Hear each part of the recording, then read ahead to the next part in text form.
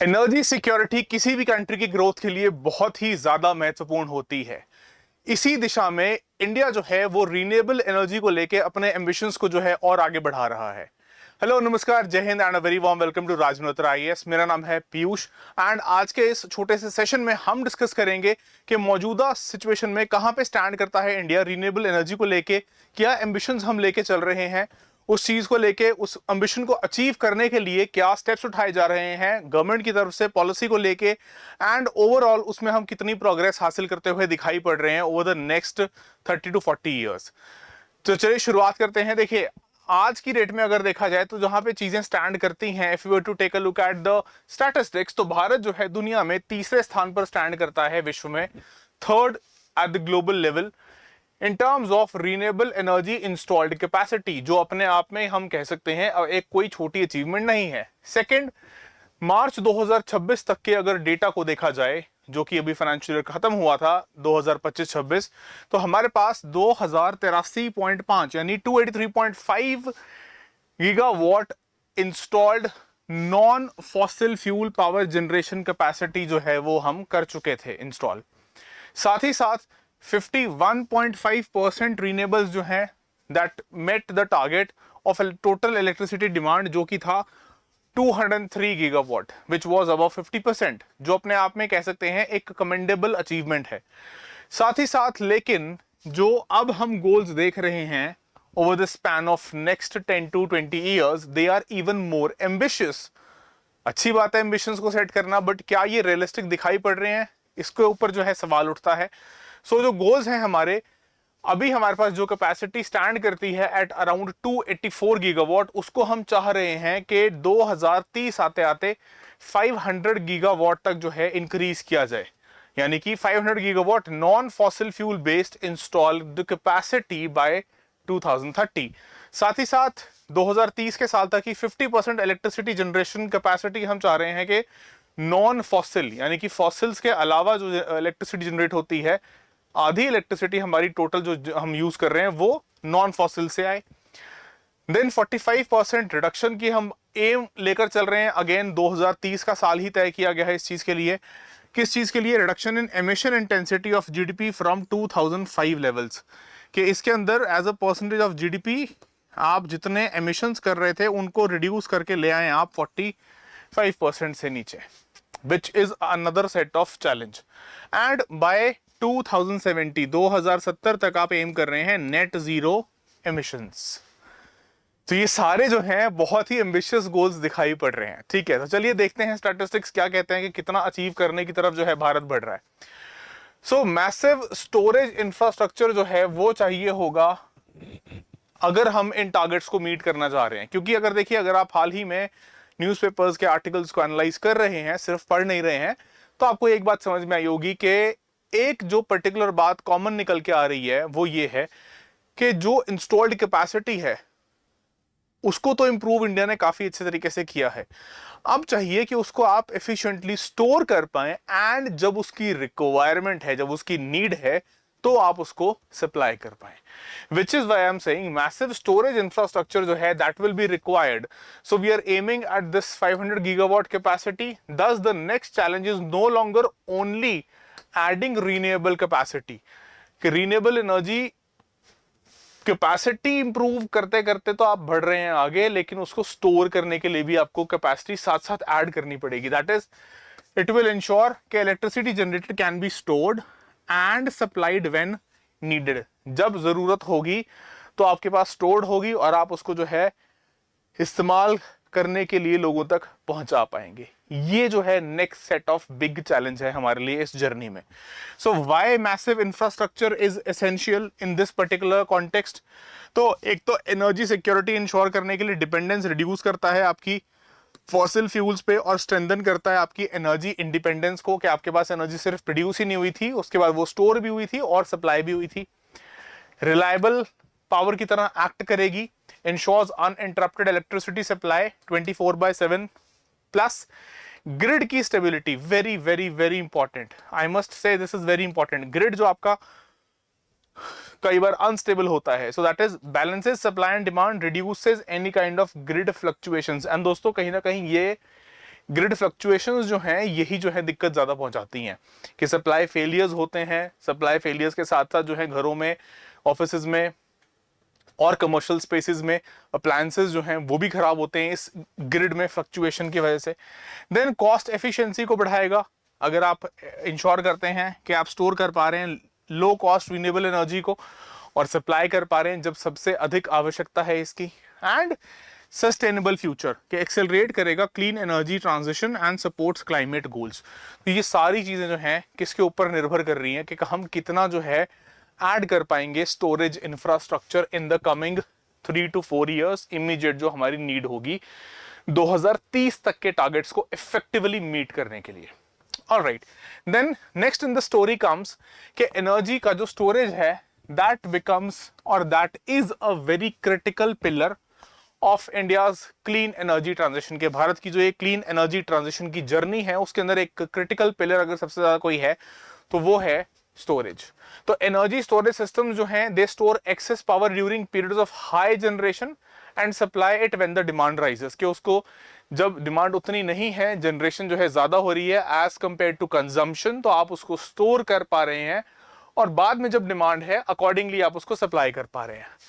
So that is in doing so it helps manage peak loads and improve करता है grid की stability को, right. So that is, this has made expansion of energy storage systems as important as scaling renewable capacity। के सिर्फ renewable capacity को ही नहीं बढ़ाना, उसको तो बढ़ाएंगे ही, वो जरूरी है, बट उसके साथ साथ उतना ही या कह लीजिए शायद ज्यादा इंपॉर्टेंट ये है कि एनर्जी स्टोरेज सिस्टम्स को भी और अपस्केल किया जाए।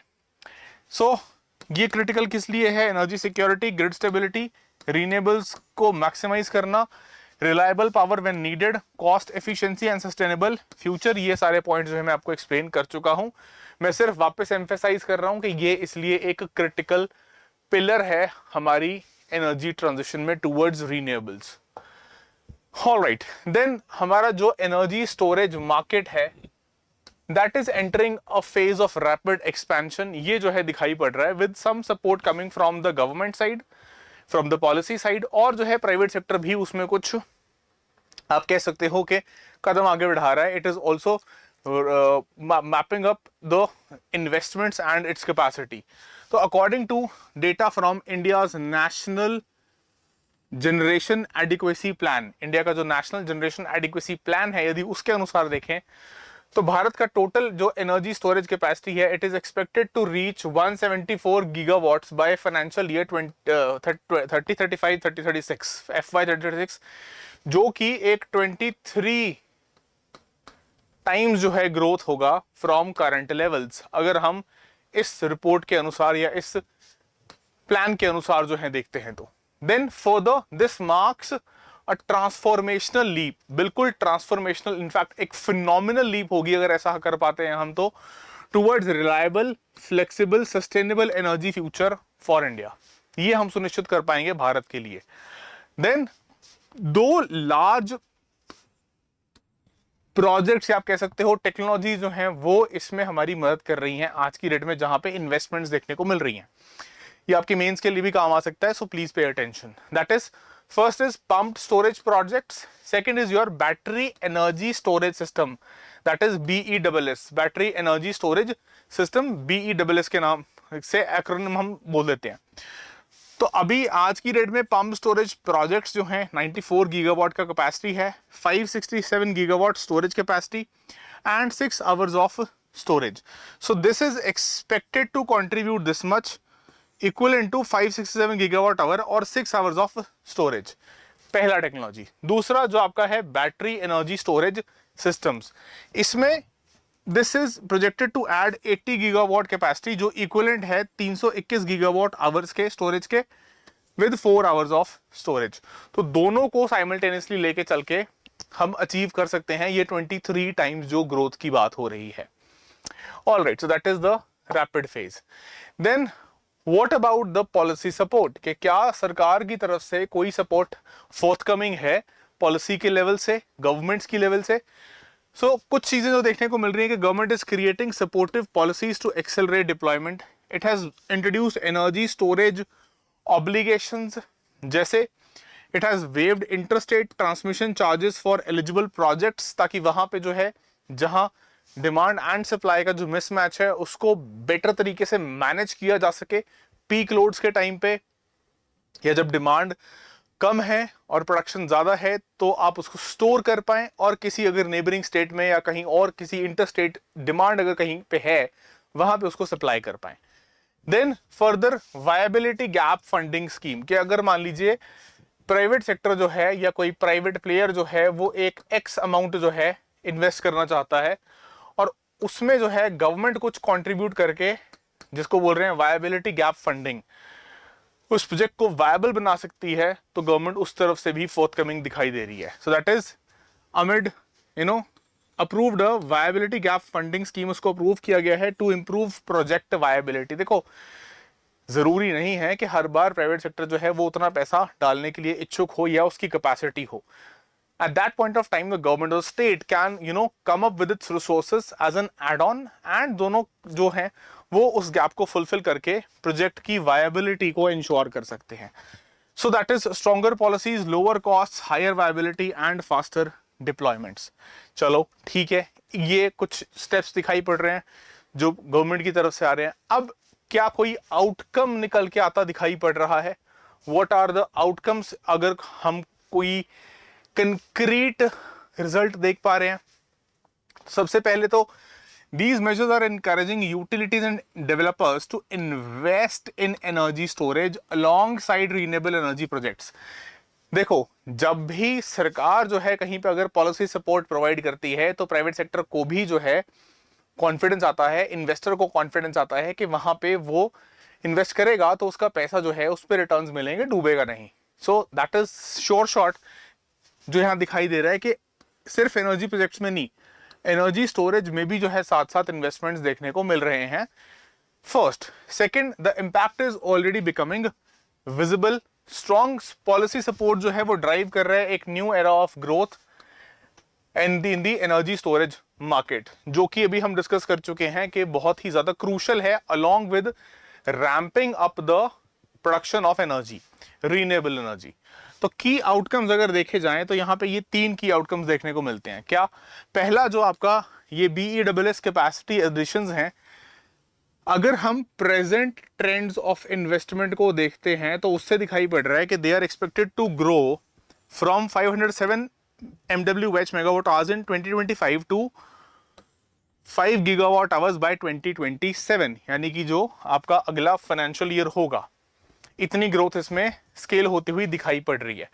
Second, total installed energy storage capacity standing at 7.5 gigawatt our and project pipeline exceeds 40 gigawatt hours. तो आपको ऑलरेडी जो है इन सभी के अंदर एडिशंस दिखाई पड़ रहे हैं, which means that in this particular direction the work is on, it is work under progress. लेकिन इसको जो है आगे इतने एम्बिशियस टारगेट्स को अचीव करने के लिए हमें एग्जीक्यूशन और इसका बेटर करना पड़ेगा, right? So that is all with respect to this particular discussion today.